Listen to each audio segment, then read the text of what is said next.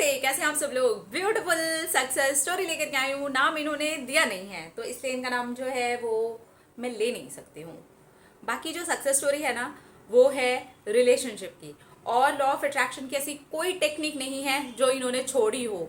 मतलब जितनी टेक्निक्स हो सकती हैं उतनी की, लेकिन फाइनली काम किसने किया, चलिए सक्सेस स्टोरी देखते हैं। पढ़ती हूँ मैं, आप सुनिए, ठीक है। इन्होंने लिखा है, मैं अपने रिलेशनशिप और लॉ ऑफ अट्रैक्शन की जादुई कहानी आपके साथ में शेयर करने जा रही हूँ। मैं खुद खुश हूँ और बहुत अजीब सा भी लग रहा है, क्योंकि अब तक मैं खुद लोगों की सक्सेस स्टोरीज सुनती थी और ये सोचती थी कि एक दिन मेरी भी सक्सेस स्टोरी आएगी। फाइनली वो दिन आ गया कि मैं अपनी सक्सेस स्टोरी आपके साथ में शेयर कर रही हूँ। आज मैं बैठी हूँ इसे लिखने के लिए। मेरा रिलेशनशिप पूरी तरह से खराब हो गया था। मैं एक टॉक्सिक रिलेशनशिप में थी और उस पार्टनर को ही मैं मैनिफेस्ट कर रही थी जो पूरे रिश्ते के दौरान बहुत ज़्यादा टॉक्सिक रहा था। वो हमेशा ही अब्यूज करता था, मुझे नीचा दिखाता था और जो चाहे उसके मन में आता था वो बोल देता था। वो दूसरी लड़कियों से मेरा कंपैरिजन भी करता था और मुझे बहुत अजीब अजीब सी बातें भी सुना देता था। लेकिन फिर भी मैं उसे मनाती थी और मैं रिश्ते को बचाने के लिए जो चाह सकती थी, जो कर सकती थी, वो मैं ज़रूर करती थी।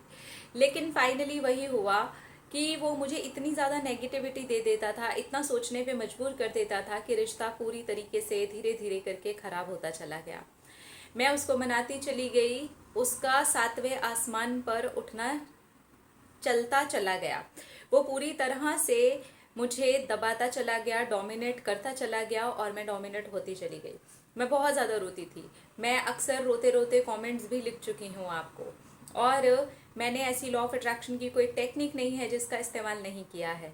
जिसने जो बताया वो मैंने किया है। जितनी भी टेक्निक्स आज तक मैंने देखी हैं लॉ ऑफ अट्रैक्शन की किसी भी चैनल पर, वो सारी ही टेक्निक्स मैंने की।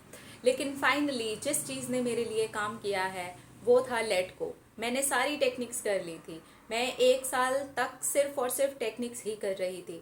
मैं रो रो करके टेक्निक करती थी, दुखी हो करके टेक्निक करती थी, और आपके वीडियोस देखे तब से खुश हो करके टेक्निक करने लगी, पूरा फोकस डाल के भी टेक्निक करने लगी, लेकिन कोई रिजल्ट नहीं आया। फाइनली अब मुझे रिजल्ट आया है। मैं सारी टेक्निक करके ये सोच चुकी थी कि अब जो होना है हो जाए। ये इंसान मुझे अपनी लाइफ में नहीं चाहिए। ये अगर अब भगवान बन के भी आ जाएगा तो भी मुझे अपनी ज़िंदगी में नहीं चाहिए। ये मैं बोलती ज़रूर थी, लेकिन अंदर से मेरा मन करता था कि वो आ जाए, वो आएगा तो फिर से मैं उससे वापस अपना लूँगी। लेकिन मैं लेट गो कर रही थी और इस तरीके की नेगेटिव बातें बोलती थी। फिर एक दिन अचानक से लेट गो के बारे में आपका वीडियो आ गया। मैंने सोचा कि ये मेरे लिए साइन है, और फिर मैंने ये सोचना शुरू किया कि मुझे इस इंसान को अपनी ज़िंदगी में से निकालना है और कुछ अपनी ज़िंदगी में करना है। और मैंने वही करना शुरू किया। मैंने अपने लिए एक ऐसी जगह ढूंढी जहाँ पर मैं अपनी आगे की पढ़ाई को कंप्लीट कर सकती थी। एक ट्यूशन में मैं ट्यूशन भी लेने लगी और वहाँ पर मैं ट्यूशन देने भी लगी। यानी कि वहाँ पर एक सब्जेक्ट के लिए मैं ट्यूशन लेती थी और 2 सब्जेक्ट के लिए दूसरे छोटे बच्चों को मैं ट्यूशन देती भी थी। वो एक बहुत ही बड़ा ट्यूशन सेंटर है, तो इसलिए मुझे वहाँ जॉब भी मिल गई और मैं वहाँ ट्यूशन भी लेने लगी। वहाँ पर एक और टीचर आते थे, उनको मैं बहुत पसंद आ गई और वो धीरे धीरे मुझसे बातें करने लगे। लेकिन मेरा मन ही नहीं करता था किसी से भी बात करने का। लेकिन फिर भी उनसे मेरी दोस्ती हो गई और वो मुझे बहुत ही अच्छे तरीके से ट्रीट करते थे। वो बहुत ही रिस्पेक्ट करने वाले इंसान थे, स्पेशली लड़कियों की बहुत ज़्यादा रिस्पेक्ट करने वाले, जो मैंने कभी अपने रिलेशनशिप में देखा ही नहीं था। इसलिए जाने अनजाने में थोड़ा सा कंपैरिजन आ गया मेरे माइंड में। लेकिन वो इंसान ने मुझे कभी भी ना कभी कोई गलत शब्द बोला है, ना ही कभी मुझे ऐसे कहा है कि प्यार के नाम पर वो कुछ मेरा फ़ायदा उठाना चाहते हैं।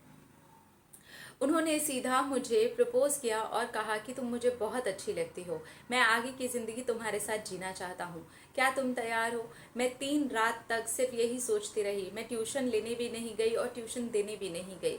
सोचा कि ये क्या हो रहा है मेरी ज़िंदगी में, क्या ये इंसान भेजा है यूनिवर्स ने, क्या ये मेरा लेट गो करवाएगा, क्या मैं यहाँ से अलग हो जाऊँगी। फाइनली मैंने उनके प्रपोज़ल पर हाँ करने का सोचा और सोचा कि शायद ज़िंदगी मुझे दूसरा मौका दे रही है, शायद कोई एक अच्छा इंसान है जो मेरा दरवाज़ा खटखटा रहा है, शायद मैं गालियों के लिए नहीं बनी हूँ, शायद मैं कंपैरिजन के लिए नहीं बनी हूँ, शायद मेरी ज़िंदगी में भी कोई ऐसा इंसान आ सकता है जो मुझे ढेर सारा प्यार करे, इज्जत दे, मान सम्मान की नज़रों से देखे। फाइनली मैंने उनसे कहा कि हाँ, लेकिन मैं आपके साथ शुरू में फ्रेंडशिप पर ही जाना चाहती हूँ, मुझे सीधा रिलेशनशिप पर नहीं जाना। उन्होंने कहा ठीक है, नो प्रॉब्लम। 6 महीने तक हम फ्रेंडशिप में रहे और इस फ्रेंडशिप के बीच में मुझे उनसे सच में प्यार हो गया। इतने अच्छे इंसान से किसी को भी प्यार हो जाएगा, इतना इज्जत करने वाला इंसान। लड़कियों के लिए जो उस इंसान के माइंड में रिस्पेक्ट है, वो तो मैंने कभी भी किसी के भी दिल दिमाग से ना सुनी है ना देखी है। फाइनली मुझे वैसा इंसान मिल गया और मुझे उससे प्यार हो गया। अब इसके बाद एंट्री होती है मेरे एक्स बॉयफ्रेंड की। वो आता है मेरे पास में, फिर से कंपेयर करता हुआ कि इस बीच में 2 लड़कियों से मिला, देखो तुम में इतनी कमियां थी इसलिए ये सारी चीज़ें हो गई। अब मुझे लगा कि ये क्या है, एक इंसान है जो मुझे कभी भी कंपेयर नहीं करता, अगर बताता है तो वो चीज़ें बताता है जो मैं अपने आगे बढ़ने के लिए कर सकती हूँ, अपने करियर में ग्रोथ कर सकती हूँ, अपनी फिजिकल ग्रोथ के ऊपर ध्यान दे सकती हूँ। और एक इंसान है जो सिर्फ मुझे ये बताता है कि दूसरे लोग मुझसे बहुत ज़्यादा बेहतर हैं।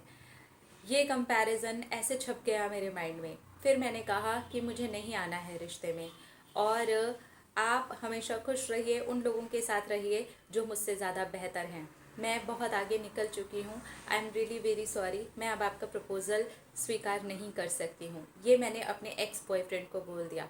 उसके बाद उसकी हालत ख़राब होना शुरू हुई। उसको तो ये लग रहा था कि मैं फिर से उसकी चप्पलें उठाने के लिए आ जाऊँगी, लेकिन नहीं, मैंने उसे छोड़ दिया, क्योंकि यूनिवर्स जब बेहतर गिफ्ट दे रहे हैं तो मैं वापस क्यों उतनी गंदी जगह पर जाऊं, क्यों ऐसी जगह पर जाऊं जहां पर लोग मुझे गालियां देते हैं, जहां पर लड़की के नाम पर सिर्फ और सिर्फ बेइज्जती है। ना वो इंसान अपनी बहनों की इज्जत करता है, ना अपनी माँ की इज्जत करता है, ना ही दूसरी लड़कियों की इज्जत करता है। अगर इज्जत है तो किसी लड़की की अच्छी बॉडी की, किसी की अच्छी शक्ल की, और फिर वहीं से कंपैरिजन शुरू होता है। मैं फाइनली उस चीज़ में से बाहर निकल गई। मेरा मैनिफेस्टेशन कंप्लीट हुआ, लेकिन यूनिवर्स ने जब मुझे बेहतरीन गिफ्ट दे दिया उसके बाद में ही मेरा मैनिफेस्टेशन कंप्लीट हो गया।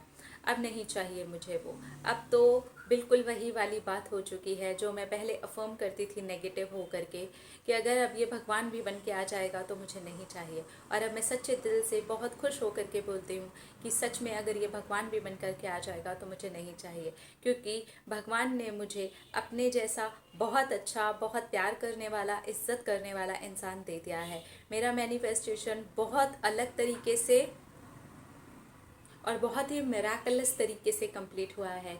ईश्वर ने मुझे बेहतरीन चीज़, जैसा कि आप कहती हैं, दे करके एक गंदी चीज़ मेरी ज़िंदगी में से निकाल दी है। ऐसे लग रहा है जैसे कि मुझे कैंसर हो गया था और अब मैं पूरी तरह से ठीक हूँ। ऑपरेशन करके उसे मेरी ज़िंदगी से निकाल दिया गया है और उसकी जगह बहुत खूबसूरत अंग लगा दिया गया है। Thank you, thank you, thank you so much. I love you so much. Thank you. Law of attraction, law of attraction बहुत ही अच्छे तरीके से काम करता है अगर हम इसे अच्छे से करते हैं और लेट गो कर देते हैं और यूनिवर्स के सिग्नल्स को स्वीकार करते हैं, तो मैं मान चुकी हूँ कि ये बहुत अच्छे से काम करता है। Thank you, thank you. अच्छी सक्सेस स्टोरी है ना। जब हम एक टॉक्सिक रिलेशनशिप में रहते हैं तो यही होता है कि हम हमेशा टॉक्सिक पार्टनर को पाना चाहते हैं और वो हमें धक्के देता है, बेइज्जती करता है, नीचा दिखाता है। ये होता है टॉक्सिक रिलेशनशिप में, ऐसा ही होता है। टॉक्सिक रिलेशनशिप में अपनी कोई वैल्यू ही नहीं रह जाती, नहीं रहती, क्योंकि मुझे पता है ऐसे ही होते हैं टॉक्सिक रिलेशनशिप। मेरा भी टॉक्सिक रिलेशनशिप ही था। लेकिन जब कोई इंसान हमारी वैल्यू करने लगता है, वैल्यू इन द सेंस कि वो बिल्कुल इंसान की तरह इंसानों को देखता है, कंपैरिजन की दृष्टि से नहीं। उसके लिए कोई नापतोल नहीं है, उसके लिए बॉडी नहीं है, उसके लिए एक इंसान है जो अच्छा है, जो उसके हिसाब से उसको ऐसा लगता है कि यस ये मेरा लाइफ पार्टनर हो सकता है। वो किसी का किसी से कोई कंपैरिजन नहीं करता है। तो यहाँ पर एक चीज़ समझने वाली है, अगर यूनिवर्स आपको कुछ बेहतरीन दे रहे हैं तो आपको ज़रूर उस तरफ देखना चाहिए, क्योंकि अगर आप टॉक्सिक रिलेशनशिप में फंसे हुए हैं और आपको ऐसा लगता है कि आप हर वक्त ही रोते रहते हैं, आप हर वक्त ही परेशान रहते हैं, आप हर वक्त ही गिड़गिड़ाते रहते हैं, आप हर वक्त उसके प्यार की भीख ही मांगते रहते हैं, तो मैं कहूँगी कि एक बार वहाँ से निकल करके देखिए, यूनिवर्स ने आपके लिए बहुत ही बेहतरीन कुछ गिफ्ट हो सकता है तैयार करके रखा हो और आपकी वहाँ तक दृष्टि ही ना जा रही हो क्योंकि आप फंसे हुए हैं यहाँ पर। तो आपको निकलना चाहिए आगे और अपनी ज़िंदगी को जीना चाहिए बहुत ही खूबसूरत तरीके से। एक बार ज़रूर अपनी ज़िंदगी को मौका देना चाहिए। अपना न रखिए ख्याल, अपने आप से कीजिए ढेर सारा प्यार ताकि आप अट्रैक्ट करें ढेर सारा प्यार। I love you all. Tata.